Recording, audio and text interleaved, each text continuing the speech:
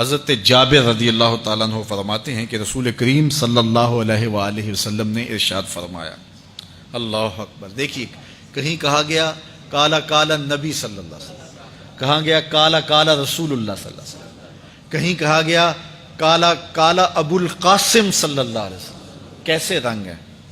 حضرت عائشہ بھی روایت کرتی ہیں حضور کی حدیث، تو کبھی نہیں کہتی کہ کالا کالا زوجی، میرے شوہر نے کہا، وہ بھی کہتے ہیں کالا کالا رسول اللہ، میرے رسول نے کہا۔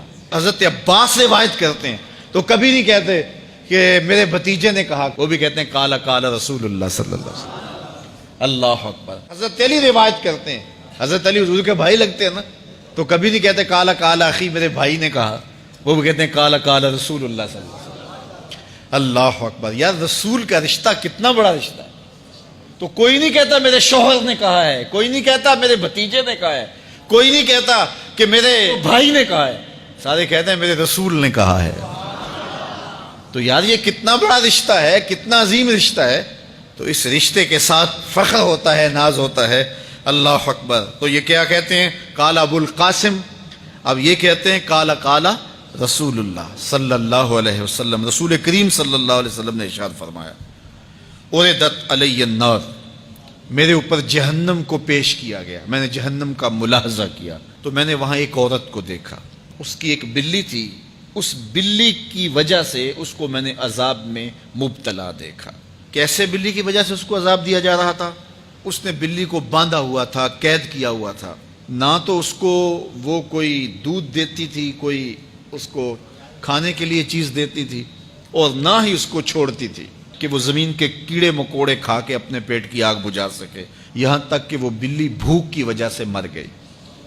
رسول اللہ فرماتے ہیں بلی کی اس مالکہ کو میں نے جہنم کی آگ میں جلستے ہوئے دیکھا۔ اور عمر بن عامر الخزائی، بنو خزاعہ کا شخص عمر، اس کو میں نے دیکھا اپنی انتڑیوں کو جہنم کی آگ میں دھکیل رہا ہے، اس کی انتڑیاں نکلی ہوئی ہیں اور جہنم کی آگ میں گھسیٹتی ہوئی اس کی انتڑیاں جا رہی ہیں۔ یہ پہلا شخص تھا جس نے سائبہ بنائے تھے، جانوروں کے کان چیر دیے اور بتوں کے نام پہ چھوڑ دیے، یعنی سب سے پہلے بت پرستی کا آغاز عرب میں کرنے والا بنو خزاعہ کا عمر بن عامر یہ تھا۔ تو اس کو میں نے حضور نے فرمایا دیکھا کہ یہ جہنم کی آگ میں جلس رہا ہے، کیونکہ اب جتنے بھی لوگ بت پرستی کریں گے ان سب کا گناہ عمر بن عامر کے نامہ اعمال میں درج ہوگا، ان کو بھی گناہ ملے گا جو بت پرستی کرتے ہیں۔ اور چونکہ ایجاد اس نے کیے تھے، بت اس نے بنائے تھے، تراشے اس نے تھے، پھر اس کے بعد اس نے جانور بتوں کے نام پہ چھوڑے تھے، چڑھاوے چڑھانے کا انداز اختیار کیا تھا، لہٰذا اس کو جو ہے وہ گناہ پہنچتا رہے گا۔ تو کہا میں نے اس کو عذاب میں مبتلا دیکھا۔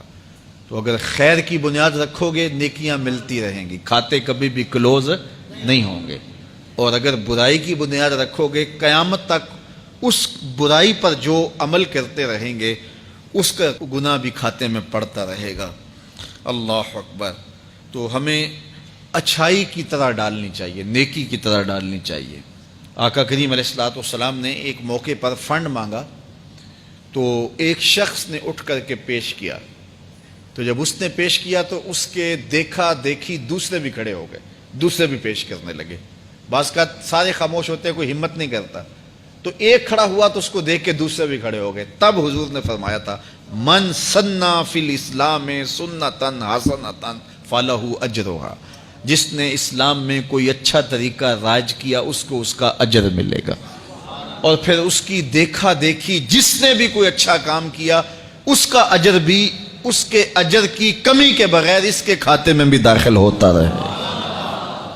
اس لیے نیک، اور میں کئی لوگوں کو جانتا ہوں کہ جو جمعۃ المبارک کے اجتماع میں، پیر کے اجتماع میں لوگوں کو لے کے آتے رہے، کسی وجہ سے وہ خود نہیں آتے لیکن جن کو لے کے آتے رہے وہ اب بھی آ رہے ہیں، تو وہ اگرچہ نہیں آ رہے اور کچھ فوت بھی ہو گئے ہیں، تو جو جن کو لے کر آئے ان کے کھاتے کا ثواب ان کے نامہ اعمال کے کھاتے میں بھی درج ہوتا رہے گا۔ تو اس لیے اچھائی کی طرح ڈالو، نیکی کی طرح ڈالو، اچھائی کی طرف جاؤ۔